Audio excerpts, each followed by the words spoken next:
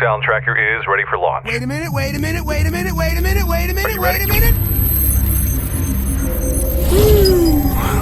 Okay, prepare for launch. Sound Tracker prêt pour le lancement. Bon, bah, du coup, pour cette chronique technique, aujourd'hui, je vais vous présenter et vous introduire au monde de l'éclairage de scène. Il y a plusieurs donc types d'éclairage qu'il existe, des éclairages fixes et des éclairages qui bougent. On va commencer donc par les technologies d'éclairage fixe. Il existe depuis des années, depuis qu'on fait de l'éclairage pour la scène, quoi, une technologie qu'on appelle les PAR.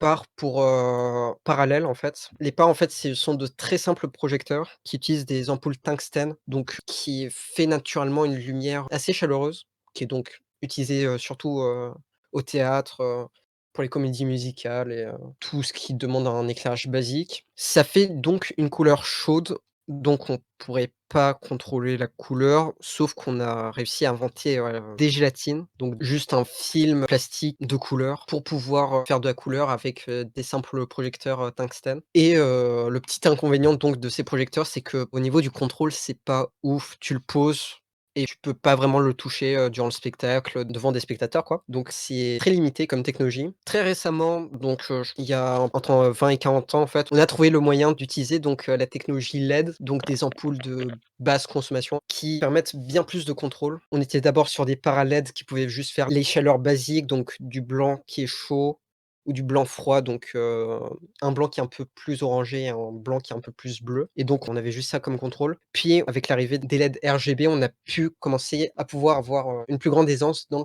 contrôle. Donc ça, ce sont juste les simples projecteurs fixes qu'on peut poser un peu partout. L'avantage, c'est que c'est des projecteurs qui coûtent pas trop cher. On est entre 20 jusqu'à 300-400 €, ça dépend des lentilles, si on veut des lentilles au-dessus, pour diriger, les faisceaux et donc ça, c'était pour les parts.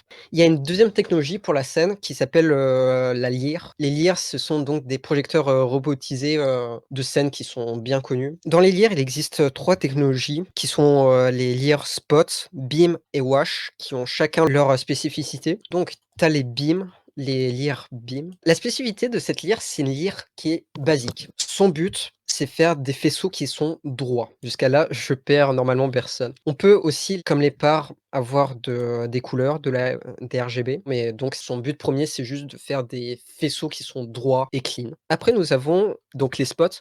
C'est sensiblement la même chose, les spots. Les lyres, spots, ce qui change, c'est juste qu'avec une lyre, spot, on va avoir plus de contrôle, de créatif, comme par exemple de faire, des effets, pour, démultiplier les raies ou avoir des formes, pouvoir en fait, c'est juste un effet tout simple de projection où on met un cache au-dessus de la lumière et ça le projette en fait. En fait, si on avait le choix entre ces 2 là, généralement les gens vont préférer utiliser des lyres, spot. Yo, c'est Bastou du montage, j'interromps juste 3 secondes la chronique parce que là TM il va se lancer dans des explications longues et confuses, il va un peu se perdre dans ce qu'il dit donc je vais résumer très rapidement ce qu'il voulait dire.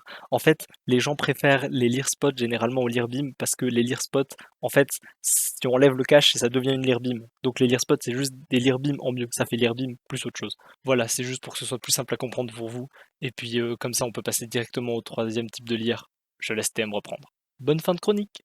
Et nous avons une dernière, technologie de lyre qui sont les lyres wash. Les lyres wash, leur, spécificité à eux, c'est de balancer une lumière qui est diffuse. Eux, ils vont avoir, donc de très grands diamètres de diffusion, juste pour créer un peu plus d'ambiance, sur une scène et pas forcément seulement avoir, des faisceaux tout droits, voilà. Et aussi pour les spots et wash, c'est aussi valable donc pour, les parts, en fait, il suffit juste d'ajouter une lentille à ça pour, faire de la redirection de lumière. Je pense vous devez sûrement vous demander comment on fait pour voir, les faisceaux de manière bien distincte, les faisceaux lumineux. Eh bien, tout simplement, ils utilisent des projecteurs de fumée, de brouillard. Ça fonctionne en fait, d'une manière très simple, on utilise une résistance qui chauffe. C'est, un peu comme dans un sèche-cheveux en fait, ce qui fait la chaleur dans ton sèche-cheveux, c'est une résistance qui va chauffer du coup et on va envoyer la chaleur et là, en fait, ce que la résistance va chauffer, c'est un petit produit chimique qui s'appelle du propylène glycol, qui a la spécificité de dès qu'il est chauffé, fait une fumée qui est pas mal épaisse et qui est, donc utilisée pour, voir bien les faisceaux lumineux et c'est, par exemple, ce qui est utilisé dans les cigarettes électroniques pour créer la fumée. Donc là-dessus, généralement, en fait, en début de spectacle ou de concert, on va balancer un peu souvent de la fumée. Pas d'un coup, mais ça va être très progressif pour que ton corps, s'habitue un peu à cette fumée. Comme ça, il y a déjà tous les faisceaux seront parfaits, au début du spectacle et généralement, en milieu de concert, ils vont rebalancer un peu de fumée parce que ça sera la fumée aura parti, quoi.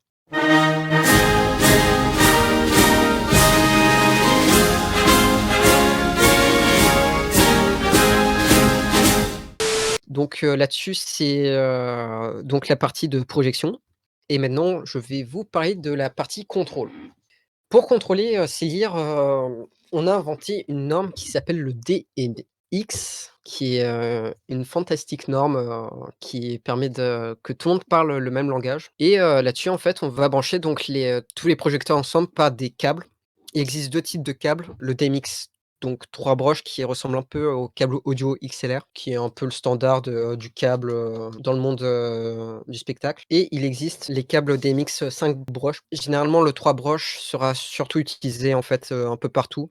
Le 5 broches va être utilisé surtout pour genre vraiment des gros projecteurs de compète, des trucs, des projecteurs, qui valent 1 000, 2 000, 3 000 balles quoi. Parce que, les 2 pins en plus, permettent, d'avoir, des fonctions de stabilité, des trucs, comme ça et on aurait moins de chances de plantage. Mais le 3 broches est suffisamment enfin il est très suffisant parce que ça reste des connectiques qui seront très stables, le XLR, qui est bien connu depuis bien longtemps, donc il y a pas tellement de problèmes à se faire là-dessus. Donc le DMX, en fait, ce qu'on va faire donc, c'est brancher les projecteurs entre eux. On va sortir, d'un contrôleur, le brancher dans l'entrée d'un projecteur, puis ça va ressortir de ce projecteur dans un autre projecteur et ainsi de suite et là-dessus, on n'a pas vraiment de limite. On arrive à faire, des salles, avec, plus de 100, 200, 300 projecteurs sans souci, aujourd'hui, la norme DMX 512 qui est, la norme DMX, qui est standard en fait, tous ceux qui font de la scène, avec de la lumière utilisent, ce protocole-là qui te permet d'avoir, j'ai pas réussi à trouver le nombre de projecteurs que tu peux brancher là-dessus, mais, ça me je crois c'est,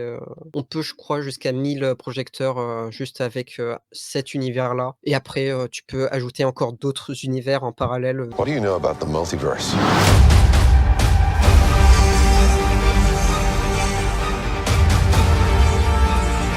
La seule limite, c'est finalement un peu l'argent et tout ce qui s'ensuit. Mais donc ce qui est cool avec le DMX, c'est qu'on trouve du matériel, pour pas trop cher, comme du matériel, de compète, qui vaut, vraiment, 100 fois le prix, quoi. Donc c'est très varié et je vais prendre juste, pour vous expliquer, comment on utilise, très vite ce type de contrôleur. Là, c'est le contrôleur le plus basique, qu'il existe, donc 6 voix. Donc tous les boutons, en fait, c'est ce qu'on appelle des faders. C'est juste des commandes, qui permettent de glisser un peu comme sur les tables de mixage et donc sur ces faders, chaque fader aura donc son contrôle. Donc généralement, en fait, les 3 premiers faders vont contrôler le R, le G et le B, donc le rouge, le vert et le bleu. G pour green. Après, on aura l'intensité, sur le 4e, fader, puis des effets éventuellement sur le 5 et le 6, comme par exemple, des clignotements, donc des stroboscopes ou des effets de transition, enfin là-dessus, c'est chaque projecteur propose, ses effets à lui et là-dessus, j'ai à peu près dit tout ce que je souhaitais dire donc pour récapituler un peu,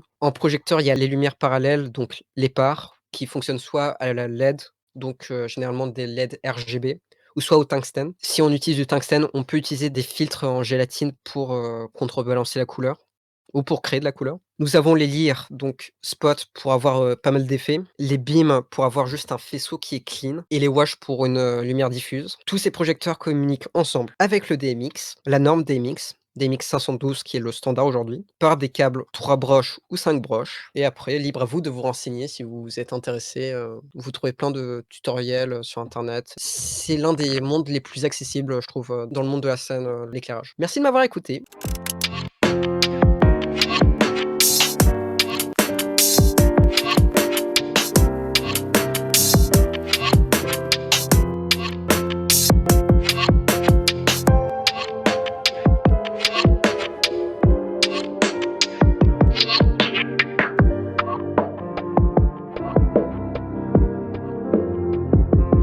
À bientôt pour de nouvelles aventures.